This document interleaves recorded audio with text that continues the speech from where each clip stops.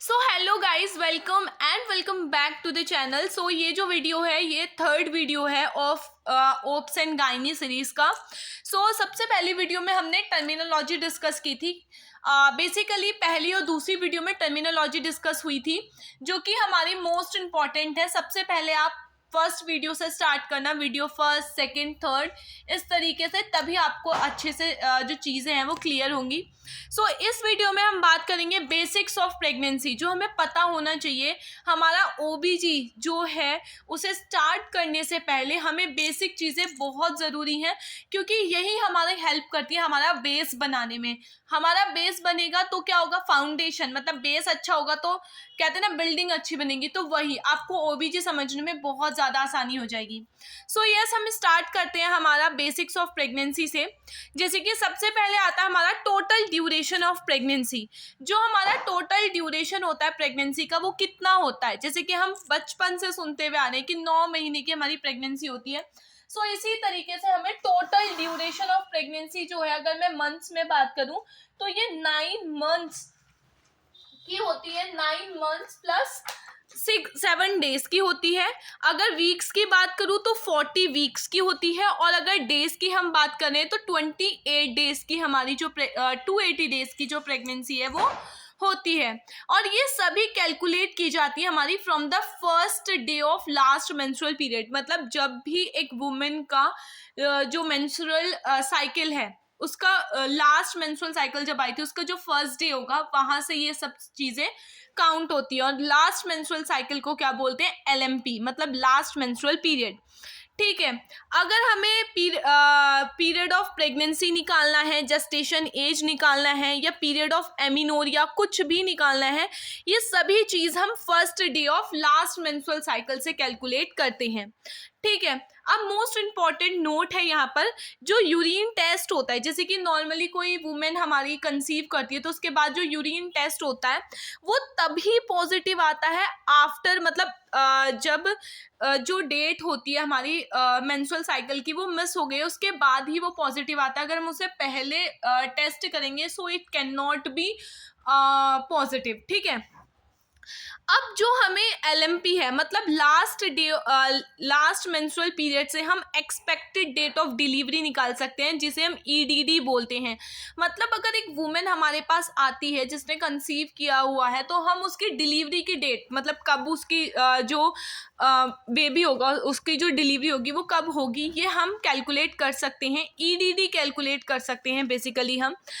EDD calculate करने के लिए हमें क्या करना होता है, first day of last menstrual period, जो भी हमारा लास्ट मेंस्ट्रुअल पीरियड आया था उसका फर्स्ट डे हम लेंगे, उसमें 9 मंथ और 7 डेज ऐड करेंगे। फॉर एग्जाम्पल लास्ट डे जो था, मतलब लास्ट जो मेंस्ट्रुएशन हुए थे वुमेन को, वो 15 अगस्त 2022 को हुए थे। इसमें हम क्या करेंगे, 15 अगस्त में हम 9 महीने ऐड करेंगे और 15 में हम ऐड करेंगे 7 डेज। ठीक है, इस हिसाब से क्या होगा, हमारी जो ईडीडी है वो निकल जाएगी। अगर मैं अगस्त में 9 मंथ्स ऐड करूँ तो सितंबर, अक्टूबर, नवंबर, दिसंबर, जनवरी, फरवरी, मार्च, अप्रैल, मई आ गया। और अगर अब 15 में हमें क्या ऐड करना है, 7 डेज ऐड करने हैं, 16, 17, 18, 19, 20, 21, 22, तो 22 मई और 2021, मतलब जो आपका ईयर होगा वो तो आप चेंज कर ही दोगे। ठीक है, नेक्स्ट इसके बाद हम बात करते हैं, हमारी मोस्ट इम्पॉर्टेंट टर्मिनोलॉजी है यहाँ पर जो बहुत ज़्यादा ज़रूरी हैं, ओप्स एंड गायनी में बहुत ज़्यादा पूछी जाती है, और कॉम्पिटिटिव एग्जाम में इन टर्मिनोलॉजी के बेस पर बहुत ज़्यादा क्वेश्चंस आते हैं। जैसे कि पीरियड ऑफ वेरिएबिलिटी क्या होता है। पीरियड ऑफ वेरिएबिलिटी वो पीरियड होता है, मतलब एक ऐसा समय, अगर उसके बाद एक ऐसा समय होता है, एक ऐसा टाइम होता है, अगर उस टाइम के बाद हमारी डिलीवरी होती है बच्चे की, तो बच्चा जो होता है वो इंडिपेंडेंटली एग्जिस्ट कर पाता है, मतलब वो जी जाता है। फॉर एग्जाम्पल, इसे और सिंप्लीफाई करते हैं। फॉर एग्जाम्पल कि एक मदर है, ठीक है, जिसकी जो पीरियड ऑफ जेस्टेशन है, मतलब जो उसकी प्रेगनेंसी है वो फॉर एग्जाम्पल 7 मंथ्स की है। ठीक है, अगर अब इस 7 मंथ्स के बाद बच्चा कभी भी डिलीवर होता है, होगा वो प्री मैच्योर ही। अगर बच्चा टाइम से पहले डिलीवर होता है तो उसे प्री मैच्योर चिल्ड्रन बोलते हैं, होगा वो प्री मेच्योर ही, हमारा जो बेबी होगा वो प्री मेच्योर ही होगा, लेकिन वो इंडिपेंडेंटली क्या करेगा, जी सकता है, मतलब इंडिपेंडेंटली जी सकता है, मतलब वो जिंदा रहेगा। लेकिन अगर 7वें महीने से पहले पहले कोई बच्चा डिलीवर हो रहा है, ये 7 मंथ का मैं एग्जाम्पल दे रही हूँ सिर्फ, पीरियड ऑफ वेरिएबिलिटी अलग अलग होती है हमारी, ठीक है। जैसे कि इंडिया में तो पीरियड ऑफ वेरिएबिलिटी 7 मंथ्स की ही है, ठीक है। अगर वो 7 महीने से पहले अगर बच्चा डिलीवर होता है, 6 महीने में हो गया या फिर 5.5 महीने में या 6.5 महीने में ऐसे होता है, तो वो नहीं जी पाएगा, वो बच्चा बाहर आते ही मर जाएगा, ठीक है। सो पीरियड ऑफ वेरिएबिलिटी वो पीरियड होता है, अगर उस पीरियड जिस समय के बाद जो बच्चा है वो कभी भी डिलीवर करता है तो वो जी जाता है हमारा, ठीक है। जैसे कि it is that period after which if delivery occur so the foetus is capable of independent existence. ये वो पीरियड होता है अगर जिसके बाद बच्चे की डिलीवरी होती है तो बच्चा इंडिपेंडेंट एग्जिस्टेंस कर पाता है, मतलब वो जी पाता है हमारा। The period of variability is different from country to country, ये डिपेंड करती है हमारी कंट्री टू कंट्री पर डिपेंड करती है हमारी पीरियड ऑफ वेरिएबिलिटी। जैसे कि मैंने आपको बताया था, जैसे इंडिया के अंदर जो पीरियड ऑफ वेरिएबिलिटी है वो 28 वीक्स की है, ठीक है। अगर हम यूएस में बात करें तो पीरियड ऑफ वेरिएबिलिटी 20 वीक्स की, और WHO के according period of variability 24 weeks की है, ठीक है। अब हम बात करेंगे next terminology, that is abortion. So abortion क्या होता है? अबॉर्शन का मतलब होता है कि death of the foetus before the period of variability. अगर बच्चा जो है इंडिया में, क्योंकि हम इंडिया में रहते हैं तो हम इंडिया को लेके चलेंगे, अगर जो बच्चा है हमारा वो 28 वीक से पहले ही मर जाता है मदर के पेट के मदर के वूम्ब के अंदर, सो वो अबॉर्शन होगा हमारा, ठीक है। या फिर वर्ल्ड हेल्थ ऑर्गेनाइजेशन के अकॉर्डिंग अबॉर्शन की डेफिनेशन क्या होती है कि death of the foetus when the foetus weight is less than 500 ग्राम।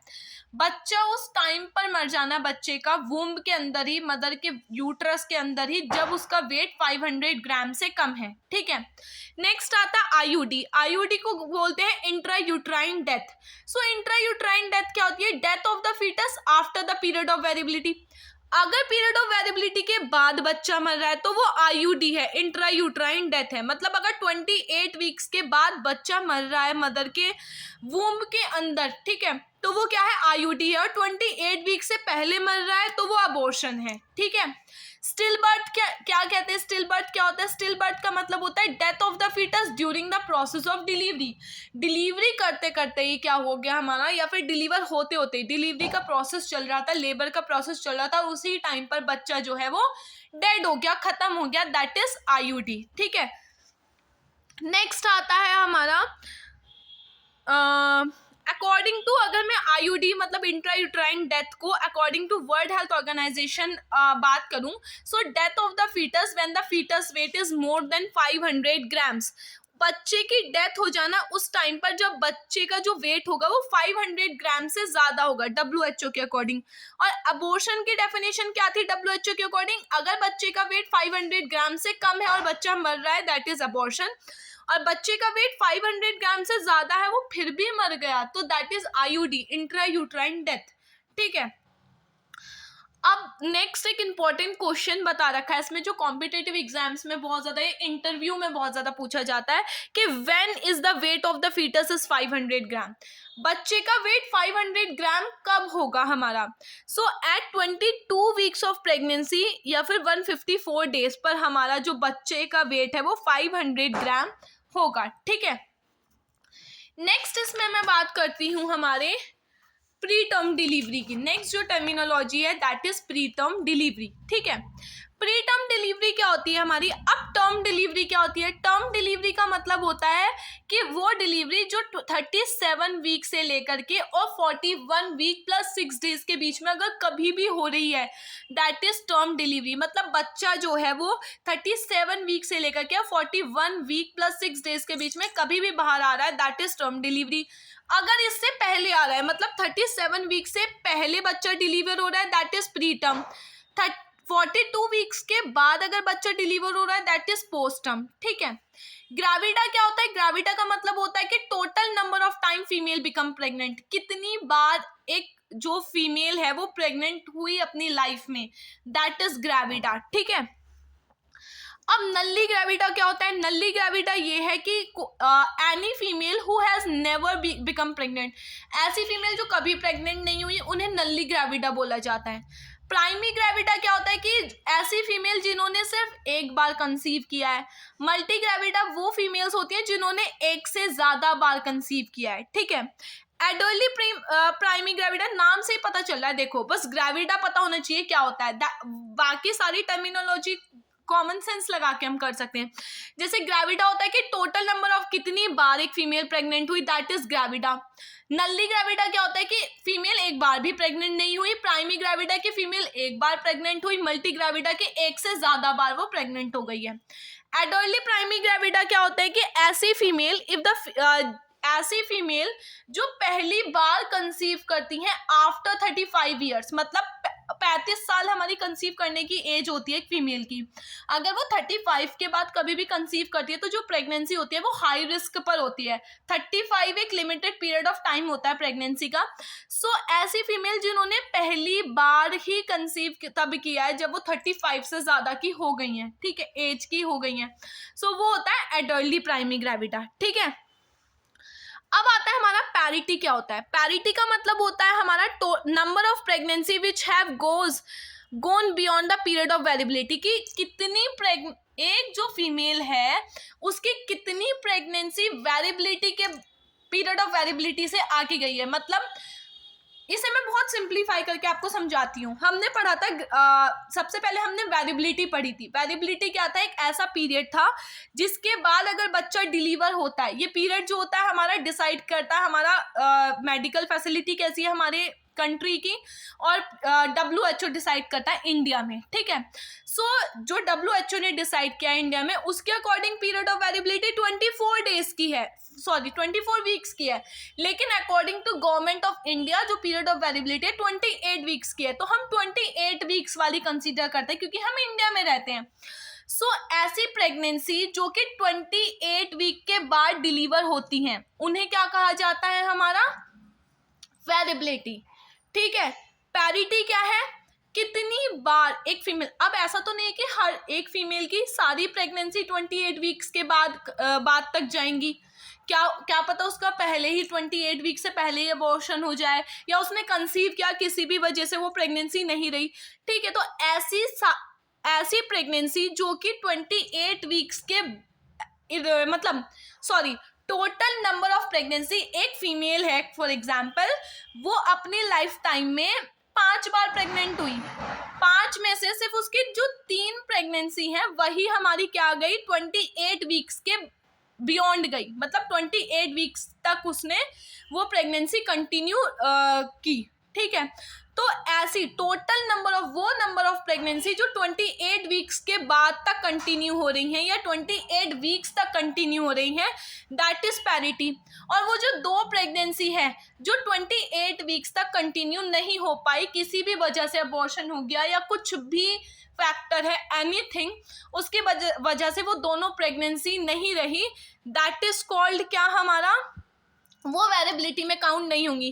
तो पैरिटी क्या होता है कि number of pregnancy which goes beyond the period of variability, वो नंबर ऑफ प्रेगनेंसी जो पीरियड ऑफ वेरिएबिलिटी के बाद तक कंटिन्यू हो रही है। मतलब एक फीमेल की पूरी लाइफ में वो प्रेगनेंसी जो 28 वीक्स तक कंटिन्यू हुई है या उसके बाद तक कंटिन्यू हुई है, that is parity.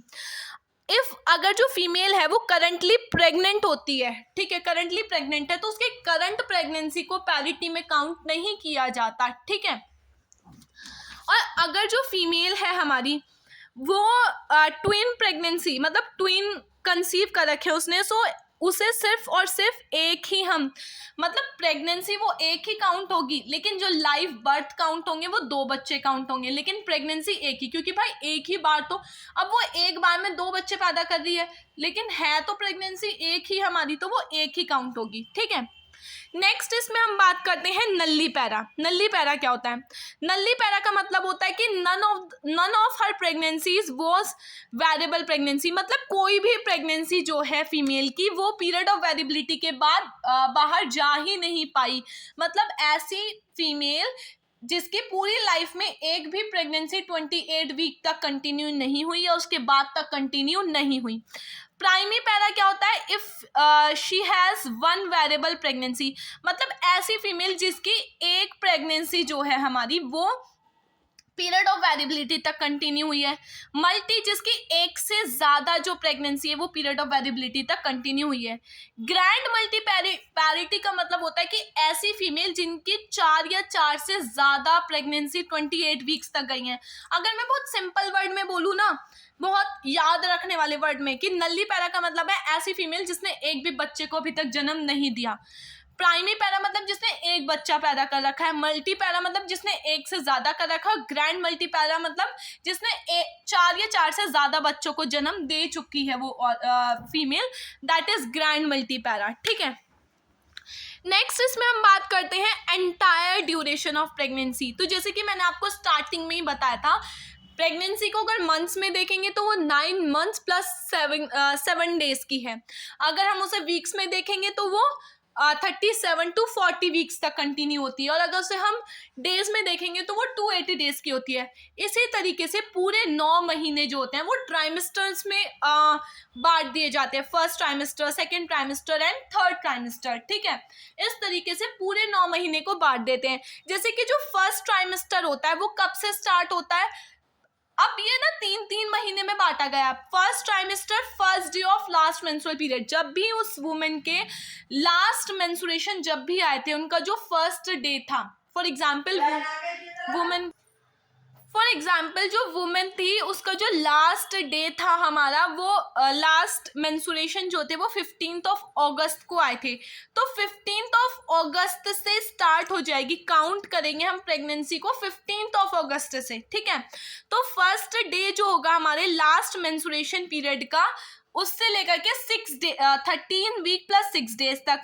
Next second trimester start होगा 14 वीक्स प्लस 14 वीक से लेकर के 27 वीक्स प्लस 6 डेज, और थर्ड ट्राइमेस्टर स्टार्ट होगा 28 वीक से लेकर के 40 वीक्स तक। ठीक है, सो ये एंटायर ड्यूरेशन ऑफ प्रेगनेंसी थी। सो अब जो वीडियो है ये बहुत ज़्यादा लंबा हो गया है, इसे मैं जो आगे की टर्मिनोलॉजी है वो कंटिन्यू करूँगी नेक्स्ट वीडियो में। ठीक है, बाय। चैनल को वीडियो को लाइक कर देना, सब्सक्राइब कर देना चैनल को, और कमेंट कर देना प्लीज़, आप सब्सक्राइब नहीं करते हो।